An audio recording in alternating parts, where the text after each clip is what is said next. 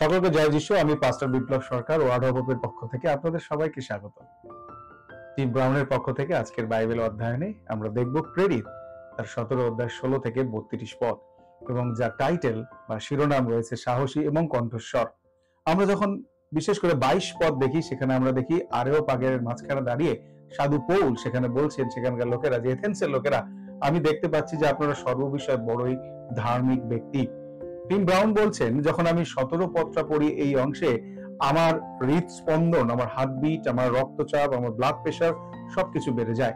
এবং আমি এখানে দেখতে পাই যে সাধু পৌল আক্রমণাত্মক সুসমাচারের শত্রু এবং পৃথিবীর যে শত্রু সুসমাচারের পক্ষে, আমরা জানি দেব দেবী এই সমস্ত বিষয়, সেই সমস্ত বিষয়ের কেন্দ্রস্থলে দাঁড়িয়ে সাহসের সাথে এথেন্সের লোকেদের কাছে সুসমাচারের প্রচার করছে। আমি বিশেষ করে গ্রিসের এই আরেওপাগেরে আমার কয়েকজন ছাত্রকে নিয়ে যখন আমি দাঁড়িয়েছিলাম, তাদেরকে বোঝানোর চেষ্টা করছিলাম।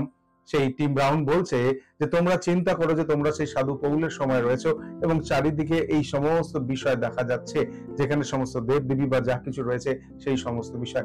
এটা সত্যি খুব সহজ যে আমরা যদি আমেরিকারও বিষয় চিন্তা করি, যেখানে ওয়াশিংটন ডিসির মতো সেই সমস্ত আর্থিক বা সুন্দর জায়গাগুলোকে ছেড়ে দিয়ে আমি যেন মনে হচ্ছে কোনো একটা জায়গাতে একটা পাথরের কর্নারে আমি লুকিয়ে রয়েছি, এরকম কথা। অর্থাৎ বলার বিষয় হলো যে এমন অনেক কাজ আমাদের পক্ষে করা সহজ, যে কাজগুলো হয়তো অনেক সরল এবং যেখানে হয়তো অনেক ঝুঁকি নেই।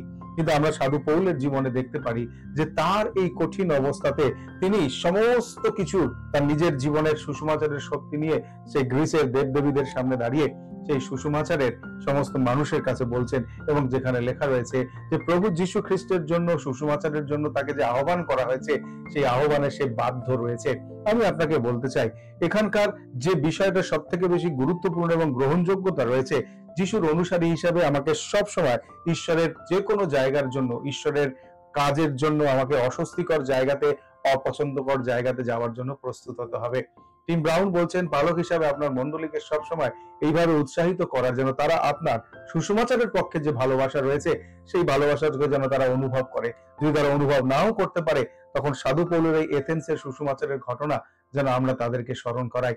মনে রাখা দরকার, আমাদের সুসমাচারের পক্ষে সাহসী এবং সুসমাচারের পক্ষে অপর্যাপ্ততা, যা আমাদের যথেষ্ট কিছু নেই তারপরেও কিন্তু সুসমাচারের জন্য আমাদেরকে আগ্রহী হতে হবে। এবং আমরা যখন ঈশ্বরের কার্যের জন্য আহ্বান প্রাপ্ত রয়েছি, তখন ঈশ্বর আমাদেরকে আরেকটি বিষয় সুনিশ্চিত করেছে, সুসমাচার নিয়ে আমরা পৃথিবীর যে কোনো প্রান্তে যাই, যে কোনো জায়গাতে যাই, খ্রিস্ট কিন্তু প্রতিজ্ঞা করেছেন তিনি আমাদের সঙ্গে রয়েছেন।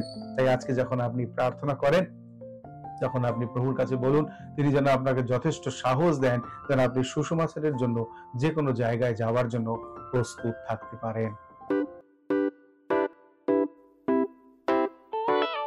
পুরাতন গেল শেষের পাতা,